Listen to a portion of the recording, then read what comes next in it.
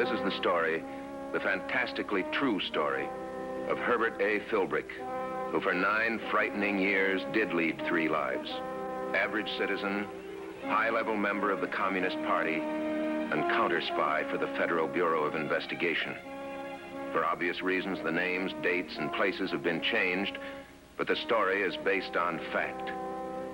It's the job of a counter-spy to help find the enemies of the United States. This week's story concerns a secret communist cell meeting and the search for one such hidden enemy.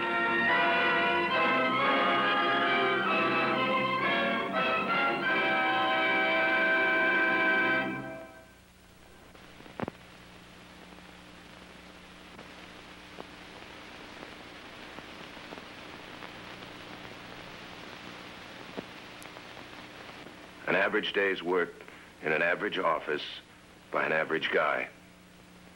I wish it were true. How long has it been since I was an average guy? I'm not scared stiff of every phone call. How long? Philbrick speaking. Herb? Yeah. We've decided to start the new advertising campaign right away. Rough out 8 sketches and bring them over. Sally will want to okay them. Sounded just like a normal business call. Real meaning, a communist has just told me plans have been switched. There'll be an urgent cell meeting tonight, 8 sharp at Sally's. Be there. Not that phone, Philbrick. You can't call people from here. It's not that simple. Nothing is that simple. Ever.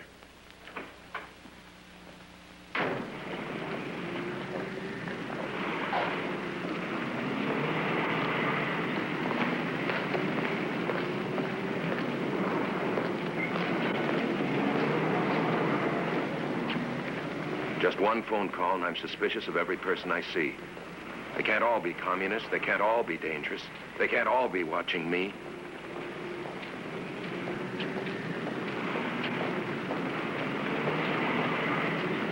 If I could just be sure that none of them were watching me. But I'm not sure. I'm never sure.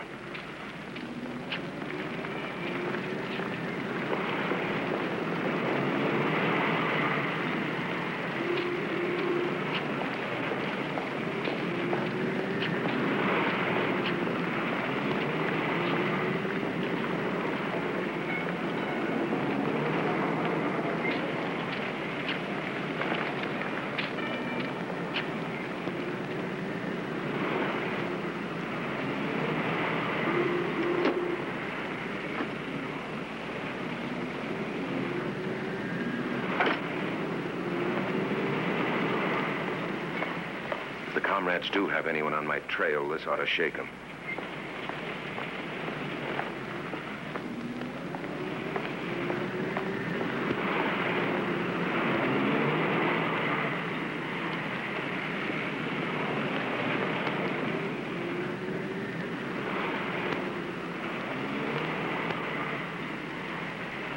Don't go straight to the phone booth, Philbrick.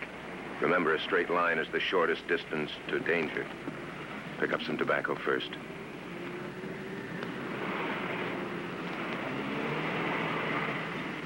Make it look natural.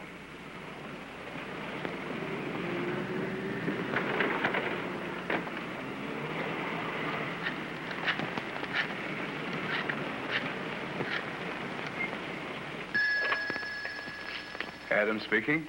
Hello, Doctor. Doctor, I feel pretty sick. I don't think those pills are doing any good. Try taking the pills just before you go to bed at night.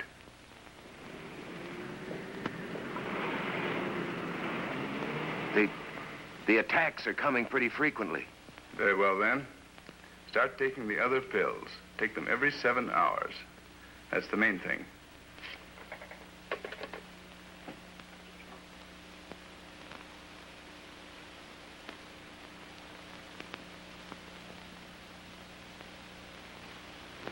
Seventh and Main. Every 7 hours, that's the main thing.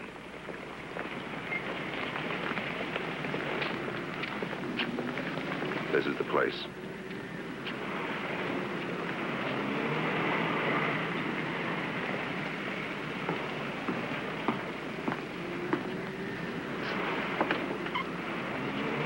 Now for the hard part. Sit here, wait for Adams. Look calm, look hungry. Smile at the waiter. Remember, you got nothing on your mind but the businessman's blue plate special. Sell it, Philbrick, sell it big.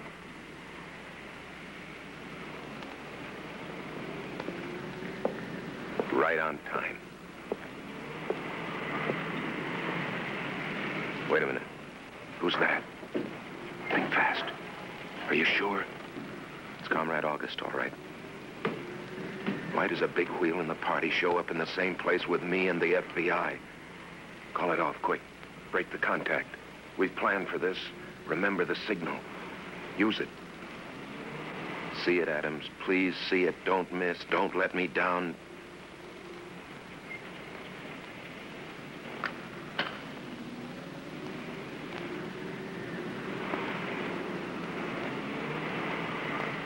Thank heaven he saw it.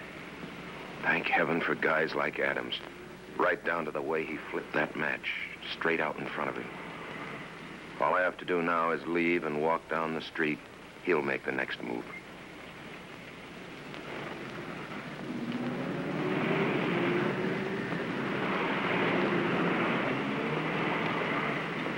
How long can I hold out? How many near misses before one lands on target? And I'm the target. That couldn't have been a coincidence. They're onto me. Even if I'm wrong this time, one of these times I won't be wrong. It won't be a coincidence. He's had about enough time. Ought to be coming soon. I better start watching.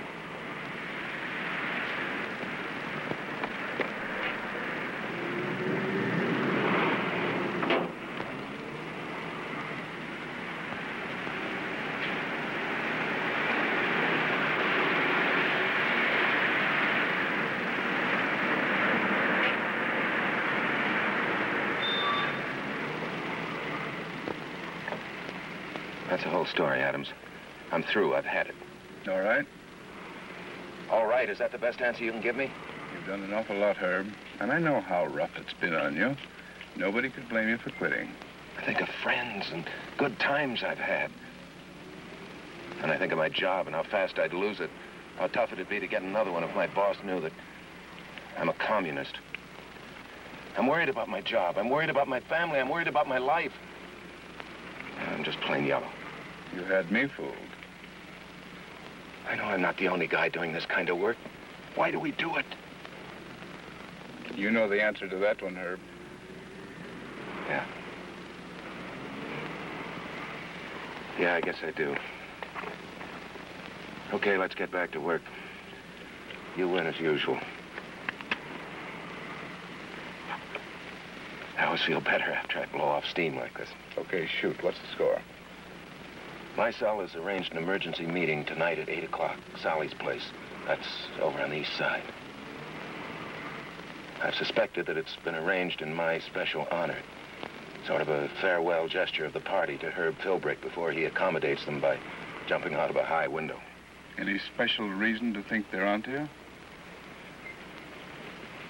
There are always reasons. I know. But unless you're certain that we've slipped up somewhere, I think you can go to that meeting tonight. As I understand it, these special cell meetings are very rare events. Well, it's up to you, Herb. You're on your own. Okay, Jim. I'll be seeing you. Okay, Philbrick. He left it up to you. What are you going to do now? Like the man said, I guess you know the answer to that one. You're going to that meeting tonight. Right back into the frying pan again. Find out what the big boys in Moscow have cooked up this time. But that's tonight. Meanwhile, you've got a day's work to do. Back to the office. Stay on the job. Keep your mind off tonight at 8 o'clock.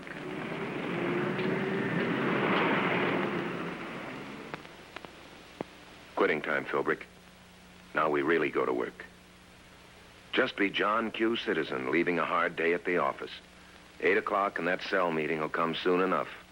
And John Q. Citizen will become Comrade Herb, communist.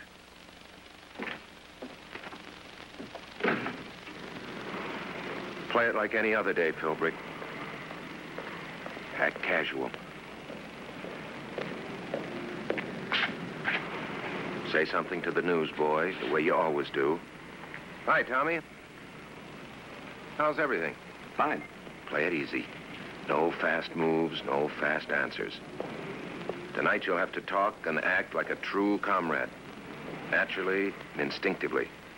It isn't easy to fool them, my comrades in the cell. They're smart and they're suspicious. Take Comrade Doc, for instance. A real brain, Doc. Teaches economics at the university. Could be going off to conduct a seminar in price structure. He could be.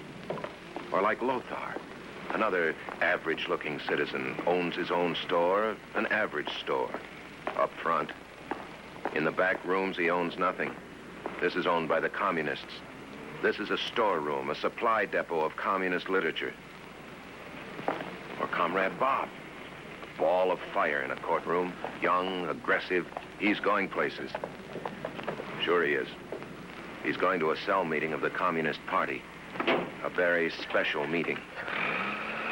Nice-looking people, ordinary people. No two alike, no mark to set them apart. Nothing on the surface. But underneath, they all have the same thing in common. They're communists. They hate your guts.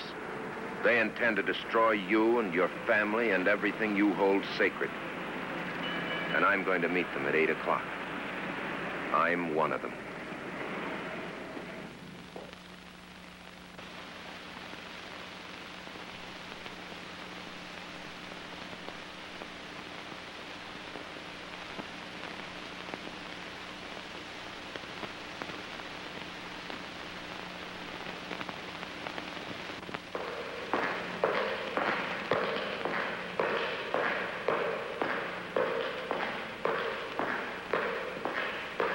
Almost there, Philbrick.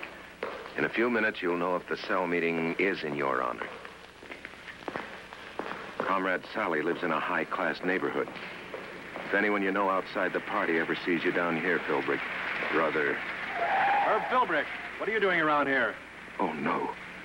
Leroy Wilkerson, biggest advertising account in the office. I'm dead. What's he doing in this neighborhood? How can I shake him? Hop in, I'll drive you where you're going. Oh, well, thanks. I'm almost there. What's the difference? Why walk? Okay, thanks. Wilkerson's no fool. He knows there's something fishy about my being here. How many more questions is he going to ask? I've got to get out of here. We've already passed the place. Hold it. That's the place. That's where my friend lives, in that brownstone front over there. There? Well, he's had a run of bad luck lately. I thought I'd cheer him up. What kind of bad luck? Factory where he works closed down. 10 to 1, a bunch of Moscow Reds closed the plant. Those commies are out to ruin us, Herb. Yeah, I guess you're right. Well, I'll be getting along. We ought to ship them all back to Russia. Let them get a belly full of communism. Right. Trouble is, we're too blasted soft with them. I'm sorry, Herb. I didn't mean to start a lecture. Well, that's okay. I agree with you. Well, thanks for the ride.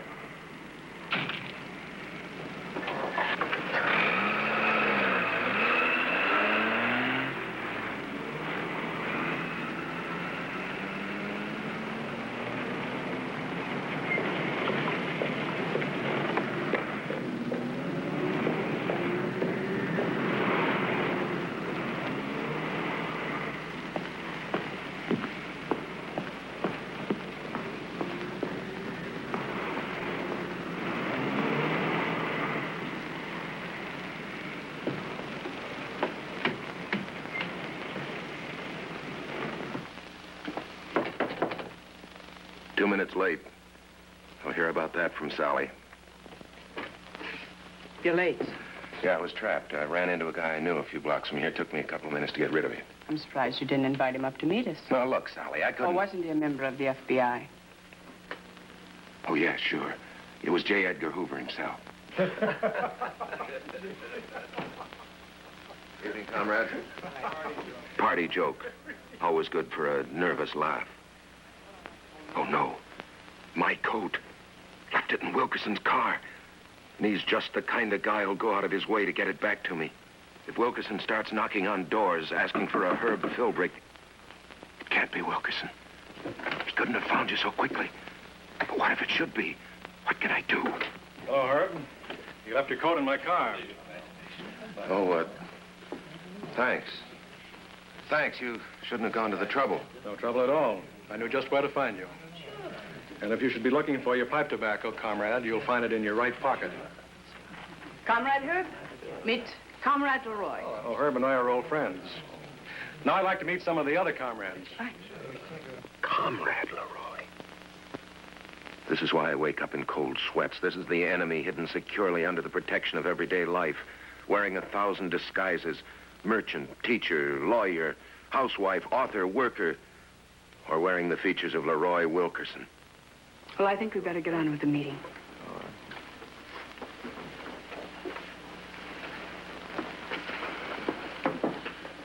Comrades, I have called this emergency meeting for one reason.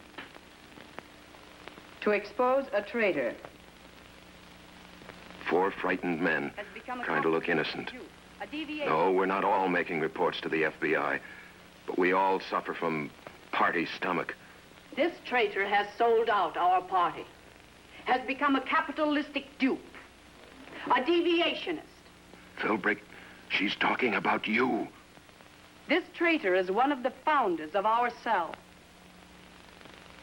a hard worker in the party,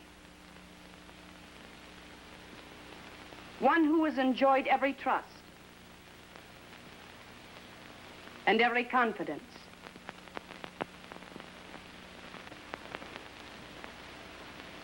I am that traitor, comrades, if I may still call you that. I have betrayed you. My defense. Confession is good for the soul. If the comrades don't believe in the soul, they do believe in confessing. It's the big emotional thing with them, like a huge public bath where everyone scrubs everyone else's back. It's sickening, but it takes me off the hook, for now. Comrade Leroy is here to spell out the facts of this treachery.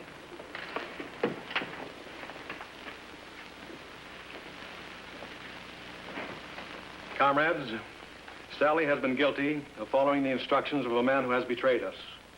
A man who would have us believe that communism can exist in this very same world with this vicious, evil capitalism. The burden of Wilkerson's tirade was that this leader had taken us down the path of coexistence, which translates world capitalism and world communism can breathe the same air. That was the party line. The ultimate goal of the Communist Party has never changed. World revolution is still the instrument. The violent overthrow of capitalistic institutions, the final victory. Capitalistic institutions, namely the government of the United States. So this was the big message, really big, fresh from the Cominform in Moscow. The new party line. Even a leader in the party, the national leader, doesn't originate policy. He's only stuck with it. Policy is handed down from the Kremlin, undiluted, straight. Our part in this movement can be stated very simply. Destroy. Destroy the United States and everything it stands for. That's a lot of territory, comrade. Do you mean everything? And I mean everything. The job isn't finished until the last American flag is cut up for cotton waste. We don't stop until the workers we have armed put the torch to Washington, D.C., and the stench of capitalist bourgeois government is purified by the flames. A question? Yes, but when do we start? Let me put it this way, comrade. We have never stopped. Carried along the way, true. That is to be corrected. Our efforts to educate the lower levels of the party redoubled. When the command is given, we will be ready. Perhaps my message would be more palatable in capsule form. The honeymoon is over. The divorce is final. Capitalism has gone home to mother. And, comrades, our inevitable destiny is poured in blood, in fire, in communism. You heard what the man said. He was talking about your destiny, your blood. So now the meeting starts to break up. We leave in the order of our arrival, separately. First Lothar, then Comrade Bob, a few seconds later. The ultimate goal of the Communist Party has never changed. You may go now, Comrade Doctor. Arm the workers for the violent overthrow of the United States government. One more minute for you to keep that dedicated look glazed on your face. Then you're in action. Got to get this to the FBI, every word, every phrase. You may leave next if you wish, Comrade Leroy. I have something to discuss with Herb. See you both again sometime. Fine. My star performer, I wonder if there's a rule governing arrival for a cell meeting that you didn't break tonight. I know. How wrong can I get? Ooh, worse than wrong, absent-minded. Careless. If you want to stay at the Pro 4 level of the party, you better get on the ball. I'll do better, Oh, Comrade. one last thing, Comrade. The party doesn't take chances with people at the top. You don't make a move that isn't reported to the committee. They know everything there is to know about you. Everything. Good night, Comrade. Good night. Know everything about you. Everything, every move being watched. Adds up, doesn't it, Philbrick? The meeting, straight talk or a trap? You guess. If I give this to the FBI and there's even a ripple, they'll know who threw the rock. If I give this to the FBI. If they don't stop me before I get started, here and now. They couldn't ask for a better street for a murder. Why couldn't this be one of the times when the FBI decided to cover the neighborhood? What I'd give to see someone, anyone, a man fixing a flat tire, a delivery truck with engine trouble, any familiar sight so that I could feel that they're here. Something move? There in that doorway. Adams or a comrade?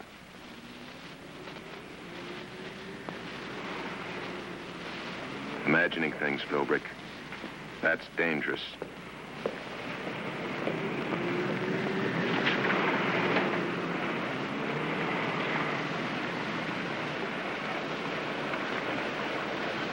Guess my luck's still holding out. Maybe they're not onto me. Or maybe they're letting me get away. Home, Philbrick. A man's castle. When an enemy attacks your castle, you fight. You fight with any weapon you can lay your hands on. This is your home, Philbrick, and your fight. Get to your weapon, your secret weapon. Sally said they know everything about you. Well, here's one thing they don't know about. A secret room in the attic of your own home.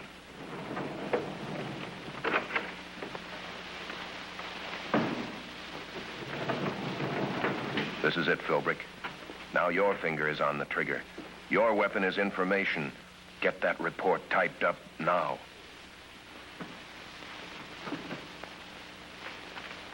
This is your weapon, Philbrick. Information.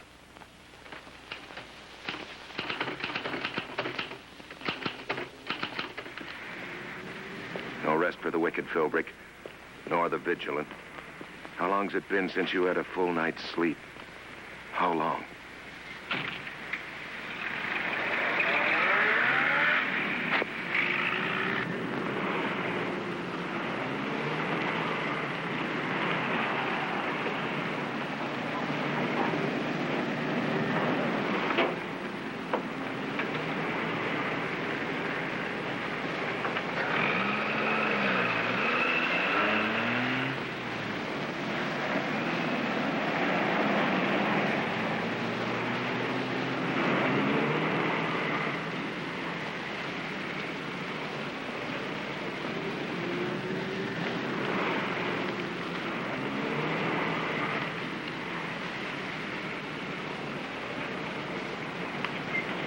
Too hot to mail? Thought you'd want this one fast. Take a look at those photographs, Herb.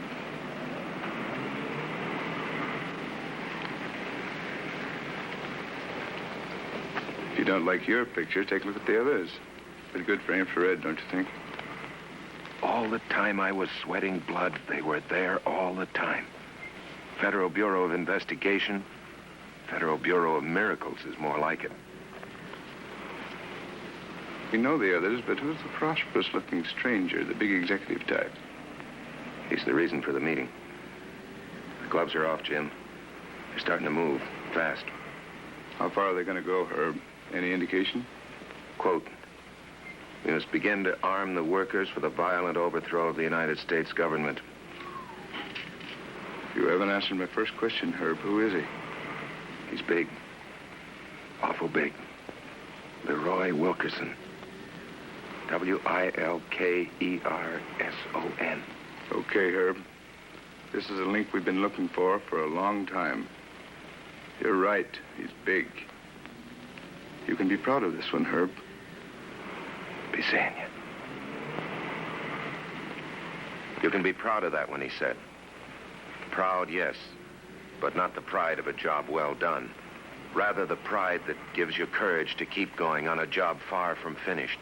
Back into fear, into danger, into communism. As a counter-spy. Keep walking, Philbrick. Keep walking.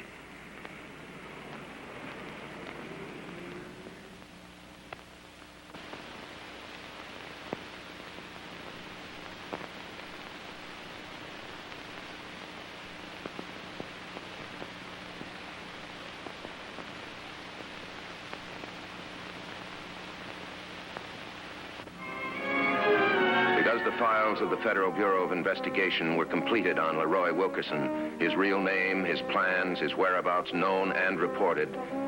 This man is no longer a hidden threat to the security of the United States. Next week, another story from the files of a man who spent 9 fantastic years as a counter-spy for the Federal Bureau of Investigation.